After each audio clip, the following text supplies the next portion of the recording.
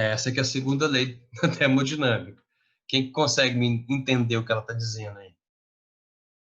A entropia de um sistema fechado, ou seja, um sistema que não comunica com o meio externo, ela sempre tende a aumentar. Alguém já ouviu falar de entropia? Cuidado para não confundir com entalpia. Um nível de desordem, né?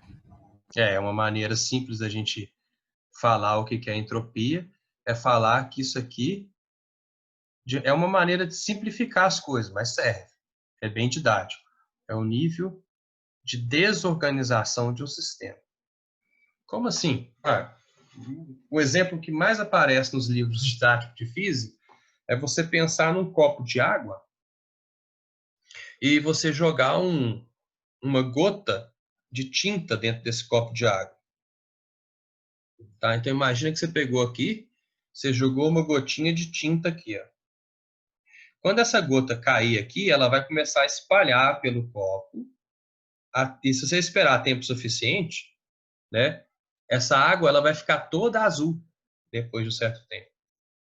Ou seja, aquilo que era organizado, que era uma gotinha pequenininha, ficou desorganizado. Ela atingiu a água do copo como um todo. E em nenhum momento, né, nunca vai acontecer dessa tinta voltar a ser a gota do nada, assim. Né? Não existe a possibilidade disso acontecer. A entropia de um sistema só aumenta, ela nunca diminui espontaneamente. Tá? Então, outro exemplo que a gente pode dar você pega um frasco de perfume e abre ele. Então, imagina que aqui tem um frascozinho de perfume, né? Como é que chama aquele perfume que tem nome de número? Como é que é? É caro pra Two and caramba? two. Hã? Two and two? É assim, né? One, two. É. Aham. Aí vamos supor que você abre esse frascozinho de perfume. Deixa ele aberto assim. O que vai acontecer? As moléculazinhas vão começar a escapar daqui, não vão? E elas vão espalhar por todo o ambiente. Você vai começar por difusão, né? Do mais concentrado para o menos concentrado. Então, ela vai espalhar no ambiente e você vai começar a sentir o cheiro do perfume na sala toda. Qual que é a probabilidade dessas moléculas voltarem para dentro do frasco espontaneamente? Quase zero. Isso nunca vai acontecer. Porque é impossível de acontecer, né, na verdade, porque a entropia do meu sistema deveria aumentar espontaneamente. A não ser que alguém vá lá e pegue molécula por molécula e volte para dentro do frasco, e para isso acontecer ela vai gastar muita energia, né? E tem que ter muita paciência, isso nunca vai voltar a ser o que era antes. Então, é basicamente isso que a segunda lei da termodinâmica diz. Tá? Agora, como que a gente adapta isso para a física? Tem duas interpretações. Tá? Uma máquina térmica nunca vai render 100%. Por quê? Porque sempre que eu estiver trabalhando com transformação de energia, eu vou ter uma certa desordem que eu não consigo conter. Então, qualquer máquina térmica, ela vai ter um rendimento menor que 100%. Não é menor ou igual, é menor que 100%. É impossível. E outra coisa, o calor, outra interpretação, a gente vai ver um por um. O calor, ele sempre flui do quente para o frio. É impossível o calor fluir ao contrário, espontaneamente. Tá? Então, são duas interpretações possíveis que vêm dessa segunda lei da termodinâmica. Uma, máquina térmica não rende 100%. Nenhuma, nunca. Menos que isso. Eu não consigo ter uma máquina que se autoalimenta, por exemplo. Outra interpretação, o calor não sai do frio para o quente. É sempre do quente para o frio. Então, vamos começar com a máquina térmica. A máquina térmica ela é um dispositivo que funciona entre duas temperaturas. Né? Por exemplo, vamos pensar no carro. O carro ele tem o motor dele, que a gente apelida na física de fonte quente, que é de onde a máquina térmica tira a sua energia para funcionar. E ela funciona, a máquina térmica, ela tem a sua fonte quente, mas ela funciona no meio externo, no meio que a gente vive, né? No ar, por exemplo, o carro. E então a gente chama esse meio onde ela está funcionando de fonte fria. Tá? Então, o que que a máquina térmica faz? Ela é um motor.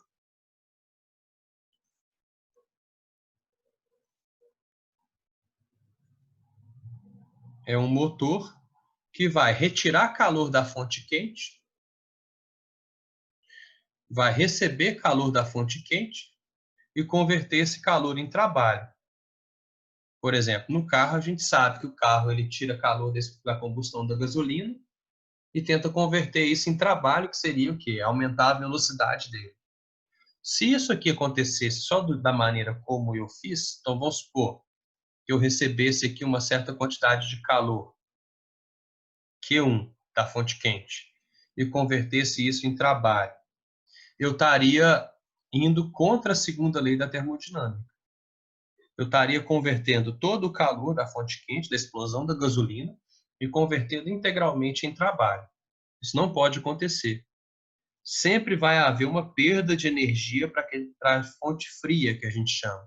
A fonte fria não é algo, não é um local do carro. A fonte fria ela está aqui para simbolizar as perdas de energia que acontecem nesse processo. Então, por exemplo, quando um carro está funcionando, né, o motor esquenta. Eu não gostaria que esse motor esquentasse, porque eu não consigo aproveitar esse aquecimento do motor. Ele produz barulho, o carro trepida. Só dele ficar parado, o carro dá umas tremidinhas. Todas essas energias que eu não aproveito para fazer as rodas do carro se moverem, são energias degradadas, energias perdidas, que vão para a fonte fria. Então aqui, ó, são energias degradadas, energias ruins que você não consegue utilizar de novo. Isso aqui, a fonte quente, é a nossa fonte de calor. É de onde a gente tira a, a energia para tentar fazer o motor andar, né? Então, máquina térmica que tira calor da fonte quente e converte em trabalho, a gente vai chamar de motor. Então, vamos supor, vamos colocar números, né? Vamos fingir que aqui, ó, a gente tira 1000 joules da fonte quente e desses 1000 joules eu consigo converter 800 joules em trabalho. Então, obviamente, eu vou perder 200 joules para a fonte fria. São aquelas energias que eu não consigo reutilizar. Por quê? Porque existe conservação de energia. A quantidade de energia que eu tiro da fonte quente tem que ser igual às energias que eu ou utilizo ou perco. Então, você sempre vai ter Q1 igual ao trabalho que você faz mais energia que você perde. O que seria uma máquina térmica ideal? É aquela que não perde nada para a fonte fria, que converte integralmente o calor em trabalho. E a gente sabe que isso é impossível. Tá? Então, essa equaçãozinha aqui é outra equação de conservação de energia. Como que eu calcularia o rendimento dessa minha máquina? Como que eu sei se ela é boa ou ruim?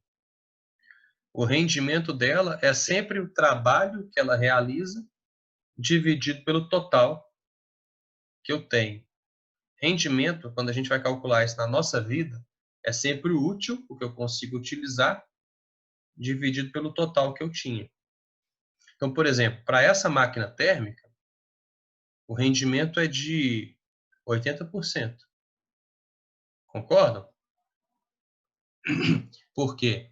É só você pegar rendimento, que é o trabalho, que é 800, dividido por 1000.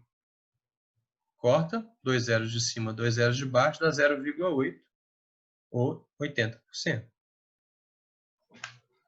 Então, a melhor máquina térmica que pode existir é aquela que tem o menor Q2 possível, porque sobra mais para o trabalho que ela realiza. Beleza?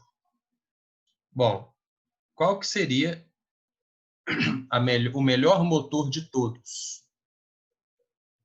Né? Teve um francês que estava revoltado com a posição da França perante a Inglaterra, e ele se isolou durante muitos anos para tentar melhorar as máquinas térmicas francesas, para dar uma certa vantagem para a França em relação à Inglaterra. Esse cara chamava Carnot.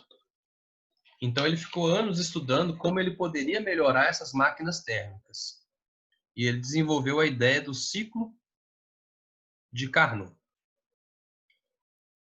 O que ele mostrou? Ele demonstrou. E a demonstração para a gente aqui não interessa, que ela é complicadíssima. Tá? Então, quem for fazer física no terceiro grau vai ver essa demonstração aí e vai sofrer bastante. O que o Carnot ele demonstrou? Ele demonstrou que quanto maior a diferença de temperatura entre a fonte quente e a fonte fria, melhor seria o rendimento dessa máquina. Então, quanto maior essa diferença aqui, ó. Então, a temperatura da fonte quente ele chamou de T1. É a temperatura da fonte quente. E T2 a temperatura da fonte fria. Quanto maior fosse essa diferença, esse ΔT, que seria T1 menos T2, maior seria o rendimento da máquina térmica.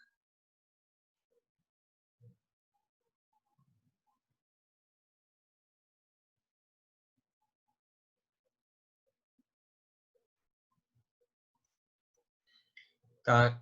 Ou seja, ele demonstrou e ele falou assim, ó, se vocês quiserem calcular o rendimento de uma máquina que opera no meu ciclo, é só você fazer assim, ó, 1 menos a temperatura da fonte fria dividido pela temperatura da fonte quente. Quanto maior for essa diferença, maior vai ser o rendimento da máquina térmica. E ele colocou para a gente uma maneira que essa máquina térmica deveria operar. Não é só fazer uma diferença de temperatura muito grande, não. Tá? Vamos trazer para o dia a dia. Quanto maior for a temperatura de combustão da gasolina, maior vai ser o rendimento do carro. Quanto maior for a temperatura de combustão do etanol, maior vai ser o rendimento do carro. E assim por diante. Para que uma máquina opere no ciclo de Carnot, ela tem que operar fazendo isso aqui, ó. No nosso gráfico de pressão por temperatura.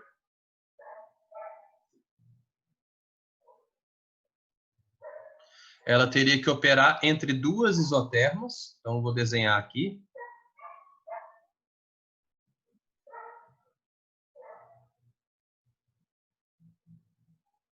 Tentar desenhar uma isoterma e outra isoterma.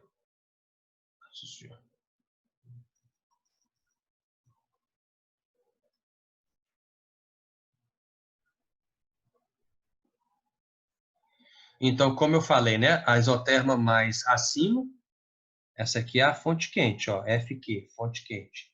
Essa aqui é a fonte fria. Quanto mais acima, maior a temperatura, né? Então, para uma máquina térmica operar no ciclo de Carnot, ela tem que fazer isso aqui, ó. Ela tem que ir de um estado A até um estado B, em cima de uma isoterma. Ela tem que fazer essa transformação aqui, que eu vou introduzir agora para vocês, indo até o estado C. Depois ela vai de um estado C até um estado D. E depois ela faz do D até o A. Vamos lá. Essa transformação AB e a transformação CD são isotérmicas. São isotérmicas. Né? Estão em cima de uma isoterma. Então, eu tenho aqui de A até B uma expansão, que eu vou... Pressão por temperatura, não, desculpa. Isso aqui é pressão por volume. Coloquei errado. Ó, eu tenho um volume aumentando em uma temperatura constante. Tá? Depois de B até C e de D até A. isso aqui é novo para a gente, né? Isso chama uma transformação adiabática. E aí a gente vai relembrar a primeira lei da termodinâmica. Transformação isotérmica, a gente não tem variação de temperatura, então ΔT igual a zero. A transformação adiabática é aquela transformação na qual o gás não troca calor, ΔQ igual a zero, e a gente chama de adiabática. Então, tanto BC quanto DA são transformações adiabáticas. Como que eu sei que é adiabática, mas não é isotérmica? Porque elas cruzam uma isoterma. Então, a gente viu que as isotermas nunca se cruzam, né? Eu só posso ter, então, a transformação DA sendo adiabática, tá? E a transformação BC também sendo adiabática. Isso é o ciclo de Carnot. O ciclo de Carnot ele é composto por uma expansão isotérmica, mais uma expansão adiabática, uma compressão isotérmica, mais uma compressão adiabática. Nossa, mas eu preciso decorar isso tudo? Não, olha só, o que você precisa saber? Se a máquina está funcionando no ciclo de Carnot, eu tenho o maior rendimento real para uma máquina. O que significa isso? A melhor máquina que você pode construir no mundo, que você pode transformar ela da sua ideia para a realidade, construir ela, engenhar ela, trazê-la para o mundo real. Ela vai operar no ciclo de Carnot. Nenhuma máquina pode ter um rendimento maior que o ciclo de Carnot. Então, quando você faz essa conta aqui, você está, na verdade, fazendo o maior rendimento possível para um carro, para um trem. Então, esse aqui é o maior rendimento real que pode existir. E, na realidade, nenhuma máquina vai operar no ciclo de Carnot, porque esse ciclo é muito lento. Tá? Ele acontece de maneira muito lenta. Então, o carro não vai funcionar no ciclo de Carnot. Você vai só fazer essa conta para saber qual seria o maior rendimento que um carro poderia ter, mesmo sabendo que não é 100%, seria se ele operasse no ciclo de Carnot. Então, por exemplo, imagina que a temperatura de combustão da gasolina fosse de 2000 Kelvin. E você está andando no carro, no Brasil, onde a temperatura da fonte fria é 300 Kelvin. Qual seria o maior rendimento possível? Você faz 1 menos T2 sobre T1. O maior rendimento possível seria 1 menos 300 sobre 2000. Corta 2 zeros de cima, 2 zeros de baixo. Fica 1 menos 3 dividido 0,15. 3 dividido por 20, né? Porque se fosse 3 por 2, dava 1,5. Então, o maior rendimento possível seria de 0,85, né? Ou 85%. Você nunca vai conseguir um carro que opere num rendimento maior do que esse, nem igual a isso, porque para ser igual a isso tem que ser no ciclo de Carnot. Então, na realidade, um carro vai operar sempre abaixo disso, certo? Galera, quando eu tenho um gráfico de pressão por volume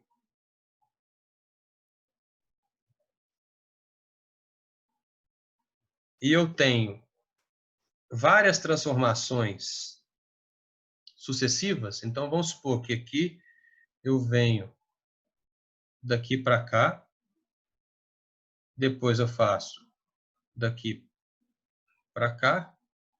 Ah, Bud, Oi, diga. um rendimento de 100%, por exemplo, seria uma bateria infinita? Por isso que é impossível. Não rola, né? É impossível. Contraria a segunda lei da termodinâmica. Nunca vai acontecer.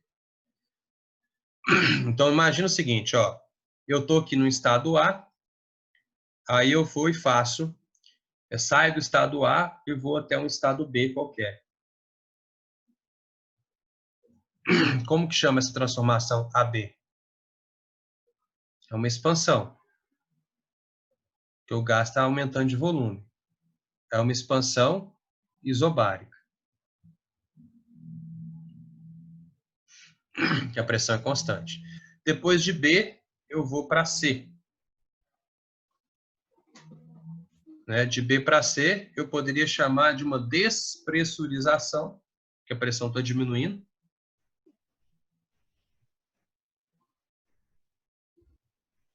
Isocórica.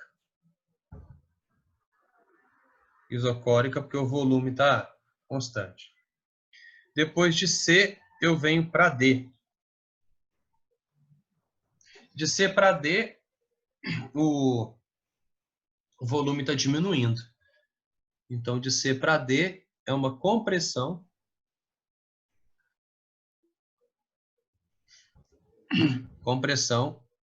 cadê? Isobárica. A pressão está constante de novo.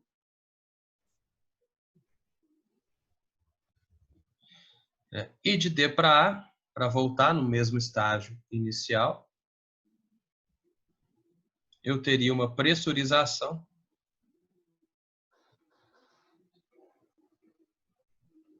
isocórica. Isso aqui é o que a gente chama de um ciclo gasoso. Eu comecei no estado A, independentemente de como eu voltar no estado A, se eu voltar a ele, eu tenho chamado ciclo gasoso. Características de um ciclo gasoso.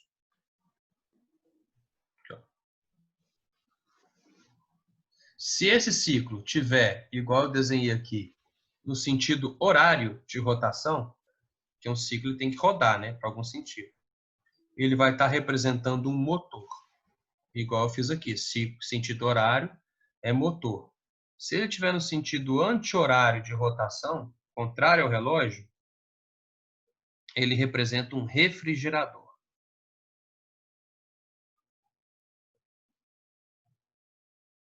Tá? Então, o refrigerador é aquele cara que pega calor da fonte fria e joga para a fonte quente. Tá? Se o ciclo estivesse rodando no sentido contrário, ele seria um refrigerador.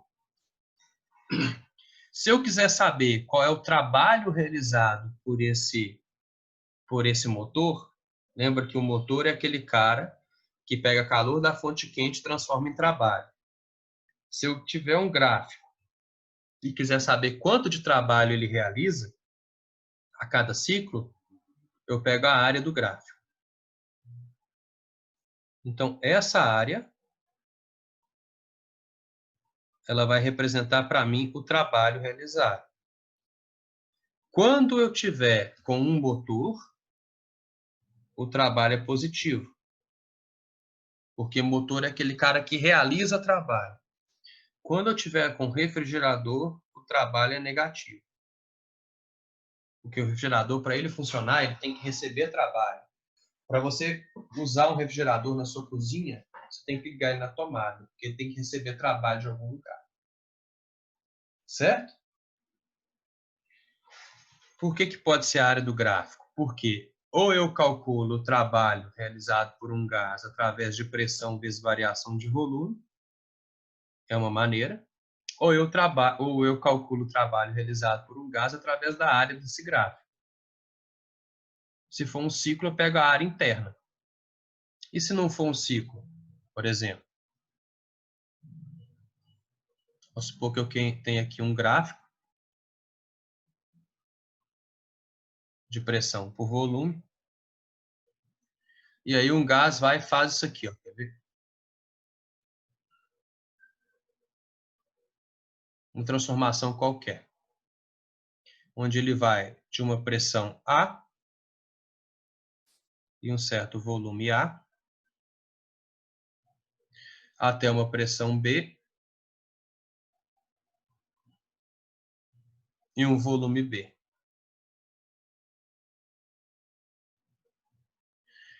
Bom, eu não posso calcular esse trabalho usando pressão vezes variação de volume. Não dá, não rola.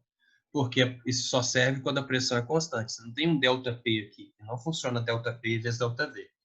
Tá? Então, isso aqui funciona só quando a pressão é constante. Se a pressão não for constante, não rola usar essa forma. Se a pressão não for constante, ele tem que me dar um gráfico. E aí basta eu pegar a área toda do gráfico. Você vai pegar desde a reta do gráfico até o eixo X, até lá embaixo. Ó. Essa área é igual ao trabalho. Se ele estiver indo, por exemplo, de A para B, é uma expansão. Se for uma expansão, trabalho positivo. Mas se ele estivesse voltando de B para A, seria uma compressão. Então, seria um trabalho negativo, igual a gente já viu. Lembra que expansão, trabalho positivo, significa ganho de energia. E compressão, trabalho negativo, significa perda de energia. Certo, galera? Alguma dúvida? Não. Não? Tem coisa pra caramba aqui, ó. Essa matéria é a matéria mais difícil do segundo grau, na minha opinião, viu? O aluno confunde demais, tem muito gráfico, né? Então, assim, a galera confunde pra caramba. Não tem vergonha nenhuma em ter dúvidas em termodinâmica, viu? Eu acho que as pessoas vão ter mais dúvidas nos exercícios mesmo. Eu quando vou for ter. fazer os Eu exercícios. também acho. Eu também acho. Amanhã Então, nós vai vamos ter retirada de dúvida? É isso que eu ia combinar com vocês, tá? Amanhã, que horas vocês podem? Porque você não deixa pra sexta, Bud? Porque eu, por exemplo, não vou ter tempo pra fazer pra amanhã. Pode ser sexta, então? Eu também Pode prefiro ser. sexta. Pra mim pode ser Tá. também. Eu consigo Pode ser. fazer tudo. Então, Aí sexta, tem... o horário normal, né? Que é de 1h30 até as 3h30, mais ou menos. Pode ser? Pode, por mim pode. Pode. Por mim, pode. Então, Por tranquilo, mim gente. também. Teve gente que saiu, que estava com 11 pessoas, a galera já foi desistindo, porque vai ficando difícil ir saindo. Deixa eu mandar aqui no grupo. A galera Bud, será que você explica esse último gráfico aí? Eu fiquei com um pouco de dúvida nele. Explico. Pera aí, só escrever aqui no grupo. Galera que saiu. Plantão online no mesmo horário.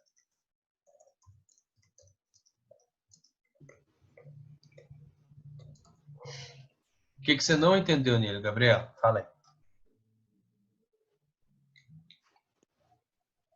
Eu não entendi ele inteiro. Olha só, imagina que você está saindo desse estado aqui, estado A.